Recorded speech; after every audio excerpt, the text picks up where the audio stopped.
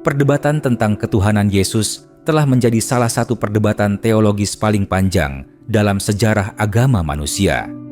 Bagi umat Kristen, Yesus bukan hanya seorang nabi atau guru rohani, melainkan Tuhan itu sendiri yang turun ke dunia dalam wujud manusia. Dalam doktrin Gereja Arus Utama, Yesus dipandang sebagai bagian dari konsep Trinitas, yaitu Tuhan Bapa, Tuhan Anak, dan Roh Kudus, yang dianggap sebagai satu hakikat ilahi. Oleh karena itu, banyak umat Kristen menyatakan bahwa keselamatan manusia hanya dapat diperoleh melalui iman kepada Yesus sebagai Tuhan dan Juru Selamat. Keyakinan ini berkembang secara bertahap dalam sejarah gereja dan menjadi dasar teologi Kristen yang dipegang hingga sekarang. Namun, pandangan ini sejak awal tidak diterima oleh semua pihak. Kaum Yahudi yang hidup pada masa kelahiran dan kehidupan Yesus menolak keras gagasan bahwa seorang manusia dapat menjadi Tuhan atau anak Tuhan. Dalam tradisi Yahudi, konsep ketuhanan bersifat sangat mutlak dan tunggal. Tuhan dianggap sebagai zat yang tidak memiliki sekutu, tidak menyerupai makhluk, dan tidak mungkin memiliki keturunan. Oleh sebab itu, banyak rabbi Yahudi pada masa awal menganggap ajaran yang menuhankan Yesus sebagai penyimpangan dari ajaran para nabi Bani Israel yang menegaskan tauhid murni. Mereka menilai bahwa jika Tuhan memiliki anak, maka hal itu berarti Tuhan menyerupai makhluk yang membutuhkan pasangan dan proses kelahiran sesuatu yang menurut mereka tidak mungkin bagi Tuhan yang Maha Esa. Perdebatan ini semakin tajam ketika ajaran Kristen mulai menyebar keluar dari komunitas Yahudi dan memasuki dunia Romawi yang dipenuhi berbagai filsafat dan kepercayaan. Dalam proses penyebaran itu muncul banyak penafsiran tentang siapa sebenarnya Yesus. Sebagian kelompok Kristen awal memandang Yesus hanya sebagai nabi dan utusan Tuhan yang diangkat derajatnya. Sebagian lain mulai menganggapnya memiliki sifat ilahi. Perselisihan teologis ini akhirnya mendorong para pemimpin gereja untuk menyusun rumusan resmi mengenai status Yesus. Salah satu peristiwa penting dalam sejarah ini adalah pertemuan gereja yang dikenal sebagai First Council of Nicaea yang berlangsung pada tahun 325 Masehi di bawah perlindungan Kaisar Romawi Konstantin the Great. Dalam pertemuan ini, para uskup merumuskan keyakinan bahwa Yesus memiliki hakikat ilahi yang sama dengan Tuhan Bapa, dan keputusan ini kemudian menjadi dasar teologi Kristen Arus Utama. Walaupun demikian, banyak sejarawan dan ilmuwan Muslim menilai bahwa doktrin tersebut tidak berasal dari ajaran asli para nabi, melainkan merupakan hasil perdebatan teologis yang panjang dalam sejarah gereja. Dalam pandangan Islam, Yesus yang dikenal sebagai Isa ibnu Maryam adalah seorang nabi besar yang diutus kepada Bani Israel untuk mengajak manusia kembali menyembah Tuhan yang satu. Al-Quran menegaskan bahwa Isa adalah hamba dan Rasul Tuhan yang dilahirkan secara ajaib dari seorang wanita suci bernama Maryam tanpa ayah, namun tetap merupakan manusia yang diciptakan oleh kehendak Tuhan sebagaimana penciptaan manusia pertama, yaitu Adam. Para ulama dan pemikir Muslim sejak masa awal Islam telah memberikan bantahan keras terhadap konsep ketuhanan Yesus. Mereka berpendapat bahwa menuhankan seorang nabi berarti melampaui batas penghormatan terhadap utusan Tuhan. Banyak ulama menegaskan bahwa mukjizat yang diberikan kepada seorang nabi tidak berarti ia memiliki sifat ketuhanan. Nabi Musa membelah laut Nabi Ibrahim selamat dari api, dan Nabi Isa menyembuhkan orang sakit serta menghidupkan orang mati dengan izin Tuhan. Namun, semua mukjizat itu terjadi karena kekuasaan Tuhan, bukan karena para nabi tersebut memiliki sifat ilahi. Dalam Al-Quran terdapat banyak ayat yang secara tegas menolak gagasan bahwa Tuhan memiliki anak. Salah satu ayat yang sering dikutip oleh para ulama menyatakan bahwa Tuhan tidak beranak dan tidak pula diperanakan. Ayat ini menegaskan bahwa hakikat Tuhan bersifat mutlak, tidak bergantung kepada siapapun, dan tidak melahirkan keturunan. Oleh karena itu, dalam teologi Islam, menganggap Tuhan memiliki anak dianggap sebagai bentuk penyimpangan dari tauhid yang murni. Para ilmuwan Muslim juga mengkritik gagasan inkarnasi, yaitu keyakinan bahwa Tuhan dapat menjelma menjadi manusia. Mereka menilai konsep tersebut menimbulkan banyak pertentangan logika. Jika Tuhan menjadi manusia, maka ia akan mengalami keterbatasan manusia, seperti lapar, lelah, tidur, dan bahkan kematian. Dalam pandangan mereka, hal ini bertentangan dengan sifat Tuhan yang maha sempurna dan tidak bergantung pada apapun. Karena itu, banyak ulama klasik seperti Ibn Taimiyah dan Al-Ghazali menulis karya panjang yang membantah doktrin ketuhanan Yesus dengan pendekatan teologis, filosofis, dan juga historis. Sebagian ilmuwan Muslim juga mengkaji teks kitab suci dan sejarah gereja untuk menunjukkan bahwa ajaran tauhid sebenarnya lebih dekat dengan pesan asli para nabi Bani Israel.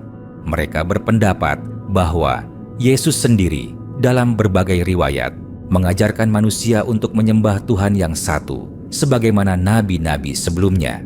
Dalam pandangan ini, Yesus adalah seorang nabi yang mulia, namun tetap seorang hamba Tuhan yang diutus untuk membimbing manusia menuju jalan yang benar. Perdebatan tentang ketuhanan Yesus hingga hari ini masih terus berlangsung dalam diskusi teologi antara agama samawi. Bagi umat Kristen, keyakinan bahwa Yesus adalah Tuhan merupakan inti iman mereka. Bagi umat Yahudi, gagasan tersebut tidak dapat diterima karena bertentangan dengan konsep ketuhanan yang mutlak tunggal. Sedangkan dalam Islam, Yesus dihormati sebagai nabi besar, namun tidak dianggap sebagai Tuhan atau anak Tuhan. Perbedaan pandangan ini menunjukkan bagaimana satu tokoh sejarah yang sama dapat dipahami secara sangat berbeda oleh tradisi keagamaan yang berbeda pula. Meskipun demikian, banyak pemikir modern dari berbagai agama menekankan pentingnya memahami perbedaan ini secara ilmiah dan historis tanpa memicu permusuhan. Mereka melihat bahwa perdebatan panjang tentang Yesus sebenarnya juga mencerminkan pencarian manusia terhadap hakikat Tuhan dan hubungan antara Sang Pencipta dengan manusia. Dalam perspektif sejarah agama, tokoh Yesus tetap menjadi salah satu figur paling berpengaruh dalam peradaban dunia, baik sebagai nabi guru rohani maupun sosok yang dipandang ilahi oleh sebagian umat manusia. Dalam kajian sejarah agama, para peneliti juga menyoroti bagaimana perubahan pandangan tentang diri Yesus terjadi secara bertahap dalam komunitas pengikutnya setelah ia tidak lagi berada di tengah mereka. Pada masa awal, para pengikutnya kebanyakan berasal dari kalangan Bani Israel yang masih memegang kuat ajaran tauhid para nabi sebelumnya. Mereka memandang Yesus sebagai guru dan nabi yang diutus Tuhan untuk memperbaiki penyimpangan moral masyarakat. Namun, ketika ajaran ini menyebar ke wilayah yang lebih luas di dunia Romawi, terjadi pertemuan dengan berbagai pemikiran filsafat Yunani yang memiliki konsep tentang makhluk ilahi yang dapat turun ke dunia dalam bentuk manusia. Pertemuan dua tradisi pemikiran ini, menurut sebagian sejarawan, mempengaruhi cara sebagian pengikut Yesus memahami kedudukannya. Beberapa peneliti modern mengungkap bahwa pada masa awal terdapat kelompok pengikut Yesus yang tetap memandangnya sebagai manusia pilihan Tuhan dan menolak menyebutnya Tuhan.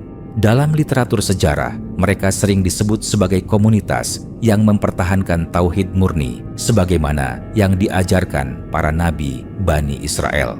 Kelompok-kelompok ini lambat laun semakin terpinggirkan ketika kekuasaan politik Kekaisaran Romawi mulai mendukung gereja yang menerima doktrin ketuhanan Yesus. Dukungan kekuasaan membuat pandangan tertentu menjadi dominan, sementara pandangan lain dianggap menyimpang dan perlahan menghilang dari panggung sejarah. Sebagian ilmuwan Muslim menggunakan fakta sejarah tersebut sebagai bukti bahwa konsep ketuhanan Yesus bukanlah keyakinan yang sepenuhnya disepakati sejak awal. Mereka berpendapat bahwa jika ajaran itu benar-benar berasal dari wahyu ilahi, maka seharusnya tidak muncul perdebatan besar di kalangan pengikutnya sendiri. Oleh karena itu, banyak ulama menilai bahwa perubahan teologis yang terjadi dalam sejarah gereja lebih mencerminkan dinamika politik dan budaya daripada ajaran asli seorang nabi. Al-Quran sendiri memberikan gambaran yang berbeda tentang sosok Yesus. Dalam kitab suci umat Islam disebutkan bahwa Isa adalah Rasul yang membawa kabar gembira dan juga peringatan kepada Bani Israel. Ia mengajak manusia untuk kembali menyembah Tuhan yang satu dan meninggalkan penyimpangan yang terjadi dalam kehidupan keagamaan mereka. Ia juga diberi mukjizat yang luar biasa sebagai tanda kebenaran risalahnya. Namun, mukjizat tersebut selalu terjadi dengan izin Tuhan. Dalam pandangan Islam, hal ini menunjukkan bahwa kekuasaan sejati tetap berada di tangan Tuhan, bukan pada diri nabi yang membawa pesan tersebut. Para ulama juga sering menggunakan pendekatan rasional untuk menjelaskan bantahan terhadap doktrin ketuhanan Yesus. Mereka mengatakan bahwa Tuhan sebagai pencipta alam semesta tidak mungkin terikat oleh ruang waktu atau tubuh fisik. Jika Tuhan menjadi manusia, maka ia akan terikat oleh batasan dunia yang diciptakannya sendiri. Keadaan seperti itu, menurut mereka, bertentangan dengan sifat Tuhan yang Maha Kuasa dan tidak bergantung pada apapun. Oleh sebab itu mereka menegaskan bahwa konsep penjelmaan Tuhan dalam bentuk manusia merupakan pemahaman yang tidak sesuai dengan prinsip keesaan Tuhan. Selain itu, para ilmuwan Muslim juga mengkritik logika yang menyatakan bahwa Tuhan memerlukan perantara berupa pengorbanan anaknya sendiri untuk mengampuni dosa manusia. Dalam pandangan Islam, Tuhan memiliki kekuasaan mutlak untuk mengampuni siapa saja yang bertaubat tanpa harus melalui peristiwa penebusan dosa. Konsep pengampunan dalam Islam didasarkan pada hubungan langsung antara manusia dan Tuhan melalui doa penyesalan dan perbaikan diri. Karena itu, banyak ulama menilai bahwa gagasan penebusan dosa melalui kematian Yesus tidak sesuai dengan sifat Tuhan yang Maha Pengasih dan Maha Pengampun. Perdebatan teologis ini juga muncul dalam diskusi antara para cendekiawan dari berbagai agama sepanjang sejarah. Dalam dunia Islam, sejak abad pertengahan telah muncul banyak karya ilmiah yang membahas keyakinan agama lain secara kritis. Para penulis Muslim mempelajari kitab-kitab agama sebelumnya, lalu membandingkannya dengan ajaran tauhid dalam Islam. Melalui pendekatan tersebut, mereka berusaha menunjukkan bahwa pesan utama para nabi pada dasarnya adalah mengajak manusia untuk menyembah Tuhan yang satu tanpa sekutu. Walaupun bantahan terhadap doktrin ketuhanan Yesus disampaikan dengan sangat tegas, para ulama tetap menekankan pentingnya menghormati sosok Yesus sebagai nabi besar. Dalam tradisi Islam, Isa dihormati sebagai salah satu rasul yang memiliki kedudukan tinggi di antara para nabi. Ia disebut sebagai kalimat dari Tuhan yang diberikan kepada Maryam dan sebagai roh yang diciptakan oleh kehendak Tuhan. Kisah kelahirannya yang ajaib serta mukjizat yang dimilikinya menjadi bagian penting dalam sejarah kenabian. Dalam pandangan Islam, kemuliaan seorang nabi tidak diukur dari apakah ia dianggap sebagai Tuhan, melainkan dari seberapa besar ia menjalankan tugas menyampaikan wahyu kepada manusia. Para nabi dipandang sebagai teladan moral yang menunjukkan jalan menuju kebenaran. Oleh karena itu, penghormatan kepada nabi tidak berarti mengangkatnya ke tingkat ketuhanan, tetapi mengikuti ajaran yang dibawanya, yaitu mengesahkan Tuhan. Perbedaan keyakinan mengenai status Yesus menunjukkan bagaimana sejarah agama berkembang melalui proses interpretasi dan pemahaman yang berbeda-beda.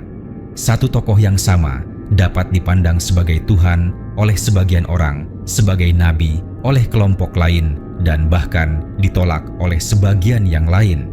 Perbedaan ini tidak hanya mencerminkan perbedaan teologi, tetapi juga perjalanan panjang sejarah manusia dalam memahami hubungan antara Sang Pencipta dan makhluknya. Bagi banyak ilmuwan Muslim, kesimpulan yang paling penting dari perdebatan ini adalah penegasan bahwa ajaran tauhid tetap menjadi inti dari semua risalah para nabi. Mereka meyakini bahwa seluruh utusan Tuhan dari masa ke masa membawa pesan yang sama, yaitu mengajak manusia menyembah Tuhan yang esa, tanpa sekutu, tanpa anak, dan tanpa penjelmaan dalam bentuk makhluk. Dalam pandangan ini, Isa adalah bagian dari rantai panjang kenabian yang menghubungkan umat manusia dengan wahyu ilahi yang sama, yang kemudian disempurnakan melalui risalah Nabi terakhir, yaitu Muhammad. Dalam diskusi teologi lintas agama, para peneliti juga sering menyoroti bagaimana teks-teks kuno dipahami secara berbeda oleh berbagai komunitas keagamaan. Sebagian cendekiawan menyatakan bahwa banyak ucapan yang dinisbatkan kepada Yesus dalam kitab-kitab kuno sebenarnya menekankan kerendahan dirinya di hadapan Tuhan. Ia digambarkan berdoa kepada Tuhan, memohon pertolongan, dan menyatakan bahwa dirinya diutus untuk menyampaikan pesan ilahi. Gambaran seperti ini bagi sebagian peneliti dianggap lebih dekat dengan karakter seorang nabi daripada sosok yang memiliki kedudukan sebagai Tuhan itu sendiri. Para pemikir Muslim sering menjadikan gambaran tersebut sebagai bahan argumentasi dalam diskusi teologis. Mereka berpendapat bahwa seorang yang berdoa kepada Tuhan menunjukkan bahwa ia adalah hamba yang membutuhkan pertolongan Sang Pencipta. Jika seseorang masih memohon kepada Tuhan, maka menurut logika mereka, tidak mungkin ia adalah Tuhan yang memiliki kekuasaan mutlak. Oleh karena itu, banyak ulama menyimpulkan bahwa pemahaman yang menempatkan Yesus sebagai Tuhan muncul dari penafsiran teologis yang berkembang setelah masa kehidupannya. Selain itu, para sejarawan juga mengkaji bagaimana istilah anak Tuhan dipakai dalam bahasa religius pada masa kuno. Dalam tradisi Ibrani, istilah tersebut sering digunakan sebagai ungkapan kiasan untuk menyebut orang yang dekat dengan Tuhan atau dipilih oleh Tuhan untuk menjalankan tugas tertentu. Beberapa tokoh saleh dalam tradisi kuno juga pernah disebut dengan istilah serupa tanpa maksud bahwa mereka benar-benar merupakan anak biologis Tuhan.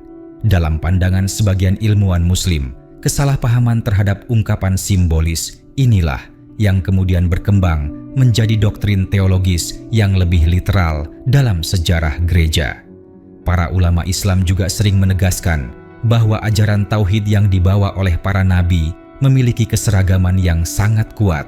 Nabi-nabi yang diutus kepada berbagai bangsa selalu mengajak manusia untuk meninggalkan penyembahan terhadap makhluk dan kembali kepada Tuhan yang satu. Dalam kerangka pemikiran ini, sangat sulit membayangkan bahwa seorang nabi justru mengajarkan manusia untuk menyembah dirinya sendiri. Oleh karena itu, banyak ulama berpendapat bahwa dakwah Isa kepada Bani Israel pada dasarnya adalah kelanjutan dari misi para nabi sebelumnya yang menyeru kepada penyembahan Tuhan yang esa. Sejumlah penulis Muslim pada masa klasik bahkan melakukan kajian perbandingan terhadap berbagai manuskrip kuno yang beredar di dunia Kristen. Mereka mencatat adanya perbedaan redaksi dan penafsiran di antara naskah-naskah tersebut. Perbedaan ini menurut mereka menunjukkan bahwa sejarah penulisan teks suci mengalami proses panjang yang melibatkan banyak tangan manusia. Dari sudut pandang ini, para ulama berusaha menegaskan bahwa wahyu yang benar-benar terjaga menurut keyakinan Islam adalah kitab suci yang diturunkan kepada nabi terakhir, yaitu Muhammad. Dalam tradisi keilmuan Islam, diskusi tentang status Yesus juga sering dihubungkan dengan konsep keadilan dan rahmat Tuhan. Para teolog Muslim menjelaskan bahwa Tuhan yang Maha Kuasa tidak memerlukan pengorbanan makhluk untuk menunjukkan kasih sayangnya kepada manusia. Tuhan dapat mengampuni siapa saja yang kembali kepadanya dengan penuh penyesalan dan keikhlasan. Konsep ini dianggap lebih sesuai dengan sifat Tuhan yang Maha Penyayang dan tidak bergantung pada apapun dalam memberikan rahmat kepada hambanya. Di sisi lain, para ulama juga mengingatkan bahwa perbedaan keyakinan mengenai Yesus tidak boleh menjadi alasan untuk merendahkan tokoh yang dihormati oleh agama lain. Dalam ajaran Islam, Isa tetap dipandang sebagai nabi yang sangat mulia, yang diberi kedudukan tinggi di antara para rasul. Kisah kehidupannya menjadi bagian penting dari sejarah kenabian yang mengajarkan keteguhan iman, kesabaran, dan keberanian dalam menyampaikan kebenaran. Dalam keyakinan Islam, Isa juga memiliki peran khusus pada masa yang akan datang. Banyak riwayat yang menjelaskan bahwa ia akan kembali pada akhir zaman sebagai tanda dari peristiwa besar menjelang hari kiamat. Kehadirannya kembali bukan sebagai Tuhan, tetapi sebagai hamba dan nabi yang menegakkan keadilan serta meluruskan berbagai kesalahpahaman yang terjadi dalam sejarah keagamaan manusia. Kepercayaan ini menempatkan Isa sebagai figur penting dalam rangkaian peristiwa akhir zaman yang diyakini oleh umat Islam. Perdebatan panjang mengenai ketuhanan Yesus pada akhirnya memperlihatkan betapa kompleksnya perjalanan sejarah agama. Setiap komunitas memiliki kerangka teologis yang membentuk cara mereka memahami sosok yang sama. Bagi umat Kristen, ia dipandang sebagai Tuhan yang datang menyelamatkan manusia. Bagi umat Yahudi, ia tidak diakui sebagai nabi, apalagi sebagai Tuhan. Sementara dalam Islam, ia dihormati sebagai rasul besar yang membawa pesan tauhid kepada Bani Israel. Bagi para ilmuwan Muslim, inti dari seluruh diskusi ini tetap kembali pada prinsip dasar bahwa Tuhan adalah satu dan tidak menyerupai makhluk. Tuhan tidak memiliki anak, tidak dilahirkan, dan tidak terbagi menjadi beberapa pribadi. Ia adalah pencipta seluruh alam yang mengutus para nabi sebagai pembimbing bagi umat manusia. Dengan memahami prinsip ini, para ulama meyakini bahwa penghormatan yang benar terhadap para nabi adalah dengan mengikuti ajaran tauhid yang mereka bawa, bukan dengan mengangkat mereka ke tingkat ketuhanan. Pandangan tersebut terus disampaikan dalam karya-karya teologi Islam dari masa ke masa sebagai bentuk penegasan terhadap keyakinan tauhid. Melalui pendekatan sejarah rasional dan teks keagamaan, para ilmuwan Muslim berusaha menjelaskan bahwa Isa adalah nabi yang mulia yang diutus oleh Tuhan untuk membimbing manusia menuju jalan kebenaran, namun tetap seorang hamba yang tunduk sepenuhnya kepada kehendak Sang Pencipta. Dengan demikian, menurut pandangan mereka, kemurnian ajaran tauhid tetap terjaga sebagaimana yang diajarkan oleh seluruh nabi dari generasi ke generasi.